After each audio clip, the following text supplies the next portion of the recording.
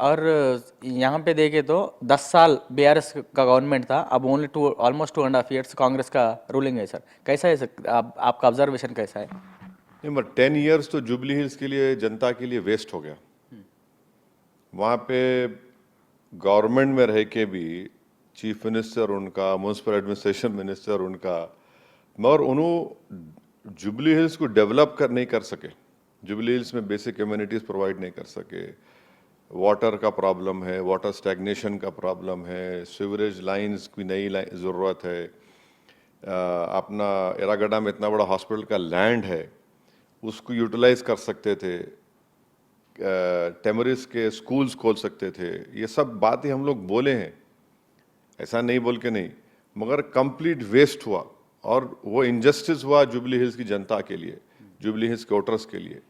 तो ये हमारे लिए है। अब हम तो ये देख रहे हैं कि कैसा जुबली हिल को डेवलप करना। आप सही बोल रहे हैं, उसमें एक स्लम्स भी है, बहुत बड़े लोग भी है, फिर नॉर्मल अपर मिडिल क्लास भी है, वेरियस बैकवर्ड क्लास के लोग हैं, दलित है, मुस्लिम है, अपर कास्ट कम्युनिटी के लोग हैं।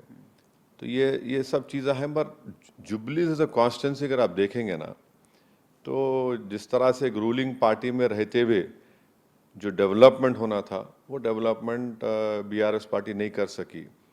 दूसरी बात यह है कि लास्ट पार्लियामेंट इलेक्शन में आप देखेंगे कि नियरली कितना 35% के करीब टीआरएस का आउट था 23 असेंबली इलेक्शन में। वो कोलैप्स हो गया पूरा। बीजेपी के 8 MP जीत गए यहाँ पे। मैंने टीआरएस का आउट 34-35 से 15% पे आ गया विद इन 6 months। वो भी हमारे लिए एक हमारे थिंकिंग में है, वो भी चीज़ है कि सडनली टीआरएस बीआरएस का आउट इतना गिर गया कि बीजेपी के 8 MP जीत गया और उनका एक भी नहीं जीता। तो ये भी हमारे पार्टी में डिस्कशन है इस बारे में भी। तो इसके बारे में हम सामने रख कर डिसाइड करेंगे। सर, आप ये आंसर देने के बाद, सुनने के बाद एक क्वेश्चन रेज होता बहुत जने को, दूसरे स्टेट्स में बीजेपी को पॉजिटिव होने के लिए असदुद्दीन ओवैसी एक कैंडिडेट को ठहराते, लेकिन यहाँ जहाँ पे अब हैदराबाद में कांग्रेस को कैसा सपोर्ट कर सकते, एक क्वेश्चन। और एक क्वेश्चन, कौन से साइड है एक्चुअली? एक तरफ बीजेपी की दिखता, एक तरफ कांग्रेस दिखता, या नहीं तो जो सत्ता में है उनके साथ में रहते? ऐसा है ना, अब किसकी आंखों में प्रॉब्लम रहा तो उन्हें उसको लाल दिखता या उसको काला दिखता। अब उसके आंखों का इलाज तो मैं नहीं कर सकता, तो नंबर लगा रहा है नक्की। हमारे को जो दिख रहा हम बोल रहे हैं आपको, वो क्या है? वाइस प्रेसिडेंट का इलेक्शन हुआ, मैं एक ही MP हूं, किसको वोट दिया? मैं किसको वोट दिया बोलो आप? जस्टिस सुदर्शन रेड्डी साहब को दिए, उन्होंने इंडिया अलायंस के कैंडिडेट थे। बावजूद इसके कि कांग्रेस के हाई कमांड का कोई आदमी नहीं बात करा मेरे से। लास्ट 5 years पहले मैडम सोनिया गांधी डायरेक्ट मेरे को फोन कर रहे थे। उस वक्त भी मैं कांग्रेस को अपोज कर रहा था, जब मैं टीआरएस को सपोर्ट कर रहा था। मैडम सोनिया गांधी बात करके बोले, I want you to support. मैं yes madam, I will support. Do you want me to send a candidate? बोला no madam, it is good enough, he is Mahatma Gandhi is grandson. तो ये मेरा पॉलिसी कंसिस्टेंट रहा। Secondly, BJP Narendra Modi 3 मरतबा prime minister बने, 2014, 2019, 2024। कितने parliament की सीट हम लड़े बोलो आप, जिससे बीजेपी को, चलिए मान लो जो बोल रहे एलिगेशन लगा रहे, उसमें सच्चाई क्या है बताओ आप? अच्छा, तेलंगाना में 1 सीट लड़ा मैं, 8 कैसे जीत गए बीजेपी? भाई बोलो आप, मैं जिम्मेदार हूं क्या? हाँ, सिकंदराबाद बीजेपी जीत गई, चिवड़ला बीजेपी जीत गई। तो ये उनको क्वेश्चन करना है, उनको सेल्फ इंट्रोस्पेक्शन करना है। टीआरएस का वोट 6 महीने में 35 से 15% पे आ गया। कैसा आया? मेरी वजह से आया क्या? मैं तो कोई मैजिशियन तो नहीं हूं, मैं अपनी पार्टी को एक्सपैंड कर रहा हूं। थर्डली, अगर किसी को ये कंप्लेन है तो भाई हम तो बिहार में ओपन अलायंस करना चाह रहे थे आपसे। हमारे पार्टी प्रेसिडेंट अख्तर उल ईमान लेटर लिखे तेजस्वी यादव को कि हमारे को 6 असेंबली सीट्स दे दो आप। लास्ट टाइम हम 5 जीते थे, एक बढ़ के 6 दे दो, और अगर आप पावर में आ गए तो हमारे को मिनिस्ट्री मत दो। सिर्फ आप कम्युनलिज्म को, फैशिज्म को, पीस को मेंटेन करो और सीमांचल डेवलपमेंट काउंसिल बनाइए आर्टिकल 371 के तहत, जैसा अभी कर्नाटका गुलबर्गा रीजन में है। ये डेवलपमेंट सीमांचल बहुत बैकवर्ड एरिया है, आप वो भी नहीं करना चाहते। अब इसमें मेरी क्या गलती है बोलो आप? मैं तो कोई एनजीओ नहीं हूं कि खाली एक सेमिनार पेपर देके, मैं एक पॉलिटिकल पार्टी का रिप्रेजेंटेटिव हूं, तो मेरे को मेरी पार्टी को एक्सपैंड करना है। महाराष्ट्र में हमारा 4th पॉइंट, महाराष्ट्र में हमारा एक एमपी था, पूरे महाराष्ट्र में एक ही मुस्लिम एमपी था, इम्तियाज जलील, सब मिलके हराए उसको, पूरे सो कॉल्ड सेक्युलर पार्टीज। अब महाराष्ट्र में 13% मुस्लिम पॉपुलेशन है, एक मुस्लिम एमपी नहीं है। 5th पॉइंट, पूरे भारत की पार्लियामेंट में कितने मुस्लिम एमपी थे? 23 है, नॉट इवन नियरली 4% खाली ऑफ द मुस्लिम पॉपुलेशन। ये सब चीजों का जिम्मेदार कौन है बताइए फिर आप? इसका रेस्पॉन्सिबिलिटी किस पे आता? मेरी रेस्पॉन्सिबिलिटी है तो ठीक है, मैं एक्सेप्ट कर लेता हूं, मेरे को क्रेडिट देना चाहे दे दो आप, बट ये वैलिड क्वेश्चन है। और इस मुस्लिम पॉलिटिकल रिप्रेजेंटेशन नहीं होने की वजह से ये प्रॉब्लम्स पैदा होते कि डेवलपमेंट नहीं होता, पॉलिटिकल वॉइस नहीं होने की बिना पर। हमारा बोलना है कि इंडियन डेमोक्रेसी को हम स्ट्रेंथन कर सकते हैं, कॉन्स्टिट्यूशन में और बिलीफ क्रिएट करना है, उसके लिए हर कास्ट का एक पॉलिटिकल लीडरशिप है। भाई कांग्रेस में है तो रेड्डी लीडरशिप है, बैकवर्ड क्लास की लीडरशिप है, दलित की है, टीआरएस में वेलमा लीडरशिप है, टीडीपी चले आओ कम्मा लीडरशिप है, हाँ जगन के पास चले आओ रेड्डी लीडरशिप है, उन्होंने एक्टर है तो उन्होंने बोलते कापू लीडरशिप बोलते। मुस्लिम पॉलिटिकल एम्पावरमेंट की अगर बात करना गुनाह है क्या? बोलो आप, गुनाह नहीं है, कोई क्राइम नहीं है। डेमोक्रेसी कैसा है? डेमोक्रेसी हर एक को रिप्रेजेंट करना है, उनका वॉइस होना, पार्टिसिपेटिव फॉर्म ऑफ डेमोक्रेसी होना। इंडिया कैसा है? गार्डन कैसा है? उस गार्डन में हर फूल रहता, हर फ्लावर रहता, वो फ्लावर अगर ब्लूम हुआ तो गार्डन अच्छा दिखेगा ना। खाली उसमें अगर तॉन्स कांटे रहे तो कैसा होगा? तो हमारा ऐसा, ये हमारा बिलीफ ये है कि डेमोक्रेसी स्ट्रेंथन होगा जब भारत की सबसे बड़ी माइनॉरिटीज का एक पॉलिटिकल लीडरशिप होंगी, उनका रिप्रेजेंटेशन होगा। सर इससे पहले आप कांग्रेस के साथ गवर्नमेंट में थे, जब हैदराबाद मेयर डिवाइड कर लिए कांग्रेस और एमआईएम, इफ एट ऑल, थोड़े जनों को डाउट है, इफ एट ऑल आप अगर सपोर्ट करें तो मिनिस्ट्री एक्सपेक्ट कर रहे हैं क्या सर?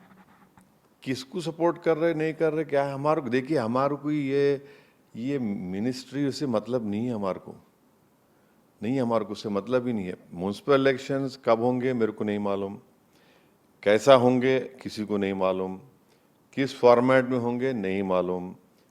फोर्थली अभी असेंबली इलेक्शंस को टाइम है, पार्लियामेंट इलेक्शंस को टाइम है, तो ये भी जब देखेंगे। ऐसा तो कुछ भी हमारा, देखिए कोई पोस्ट के लिए नहीं होना मेरे को।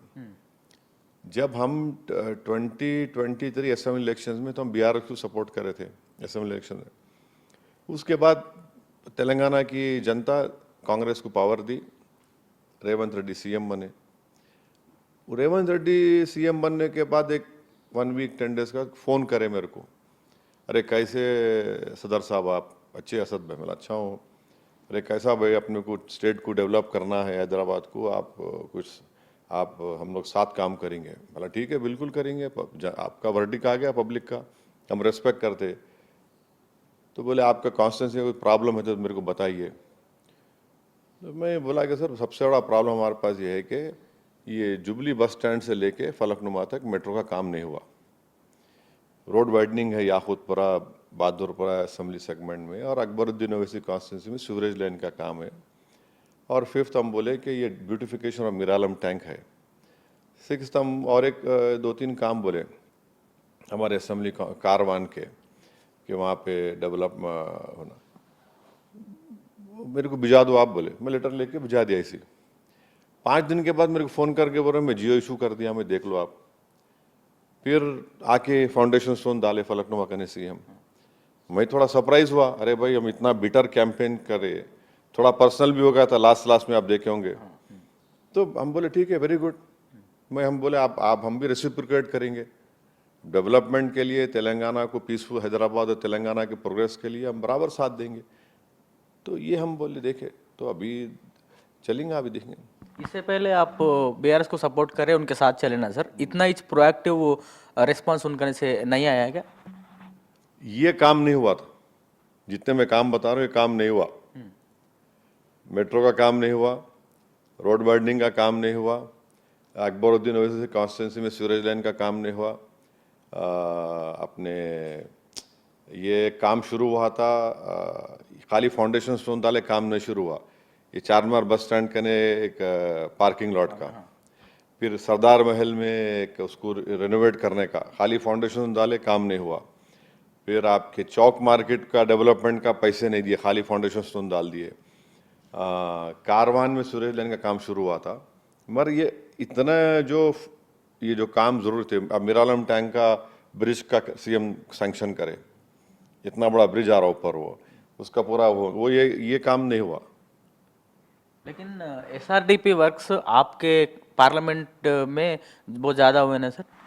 एसआरडीपी के वर्क्स इसलिए कि हम लोग, आपकी याद होगा जब फ्लड्स आए थे 2020 में, उससे पहले मैं क्रेडिट दूंगा अकबरुद्दीन ओवैसी को कि उनमें वो विजन था, उन्होंने पूरा पीछे पड़ के वो मुर्गी नाले को बड़ा करे उन्होंने। फिर जब उससे थोड़ा बहुत डिस्ट्रक्शन कम हुआ, मगर ये हमारे बहादुरपुरा कॉन्स्टिट्यूंसी में ये जो हाशिमाबाद का नाला था, जो वो 2 चेरुओं से आता, उसको फिर हमारे याकूतपुरा में ये काम हमको कराना पड़ा। आज भी एक सेगमेंट बाकी याकूतपुरे में, उसको हमारे को बड़ा करने का है। तो हम लोग बहुत प्रोएक्टिवली करा है। आप देखो सबसे ज़्यादा हम लोग ही पीछे पड़ के उसका इस्तेमाल करें। और उस ज़माने में क्या था, एक अच्छे एमएयूडी के सेक्रेटरी थे अरविंद कुमार, तो बेसिकली क्रेडिट अरविंद को जाता, पॉलिटिकल लीडरशिप थी, मगर अरविंद वॉज वेरी, अरे नहीं अपने को इधर करना है, ऐसा उनका दिमाग में था, अरे नहीं जस्टिस करना है, ये करना बोल के था। सर आप इतना फॉलोअप करने के बाद, अच्छा प्रिंसिपल सेक्रेटरी आप बोले ऐसा रहने के बाद, गंगानगर का नाला अभी भी अब हो गया काम मुकम्मल हो गया, जाके देखो आप। उसका एक लास्ट बिट बाकी है, मेन रोड से उसको मिलाने का है, और एक बिट बाकी है वो डबलपुरा दरवाजे के पास, वो भी सैंक्शन हो गया काम। वो फरत नगर से जाएगा, तो वो 75-80% हो गया। वो थोड़ा कॉन्ट्रैक्चुअल इश्यूज की वजह से और थोड़ा नॉन पेमेंट की वजह से वो काम रुका हुआ था, मगर ये हमारे जीएचएमसी कमिश्नर आए ना, उन्होंने और दूसरे लोग मिलके तो वो थोड़ा उससे फंड दिए, तो मेन सेगमेंट हो गया। 1-2 बिट बाकी है, दोनों भी सैंक्शन है। अब वो असल डबलपुरा दरवाजे से फरत नगर लिख जाएंगे, वो ले जाके उधर मूसा नदी मिलाने से बहुत बड़ा फायदा होगा। ओके सर, फाइनली फिर बैक टू जुबली हिल्स आएंगे सर।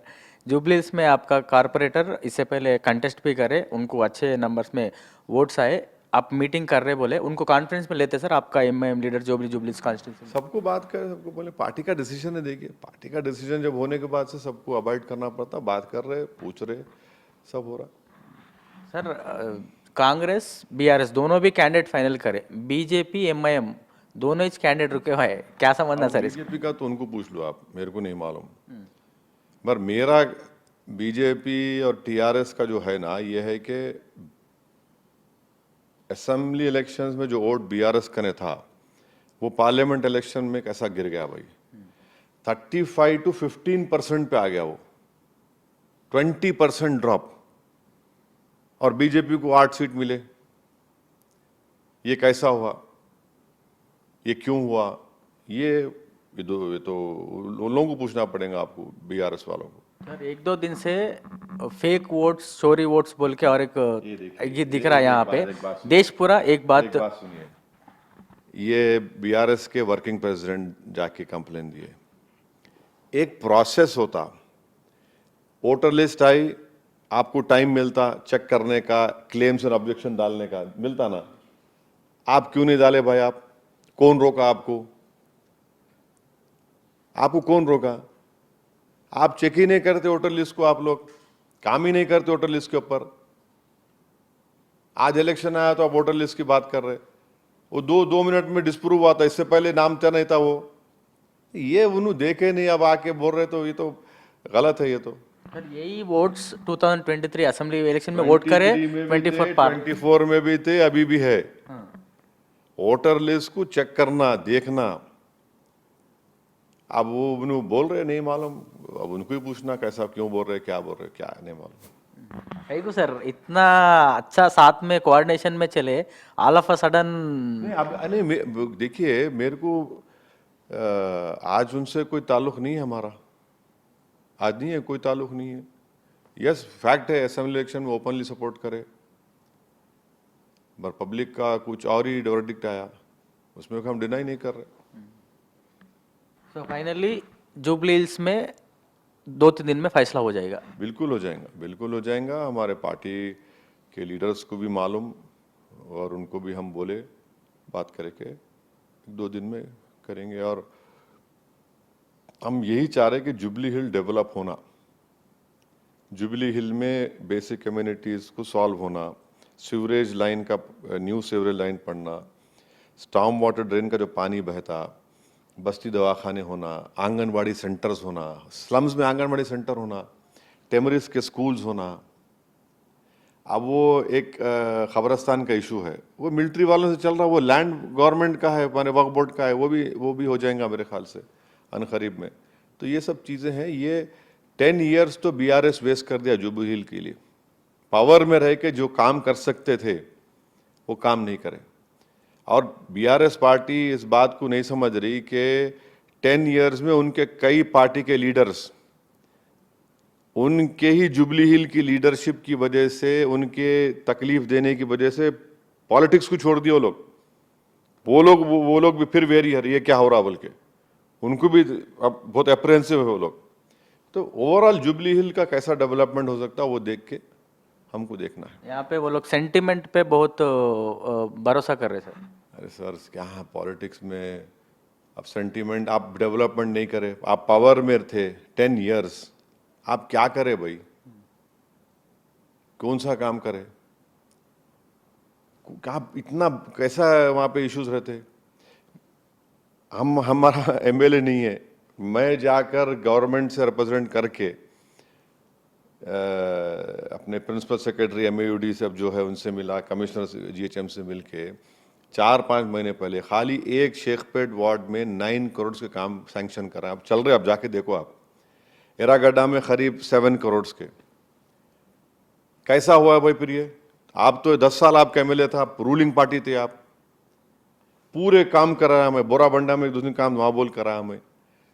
कमिटमेंट होना ना, खाली जीत के रूलिंग पार्टी है वो ये एक्शन क्या है वो भाई, आपको कोई हीरो है क्या आप पब्लिक में रहना, काम करना। हीरो बन के थे खाली 10 साल, क्या हुआ, कुछ भी नहीं, 10 साल वेस्ट हुआ जुबली हिल्स के लिए।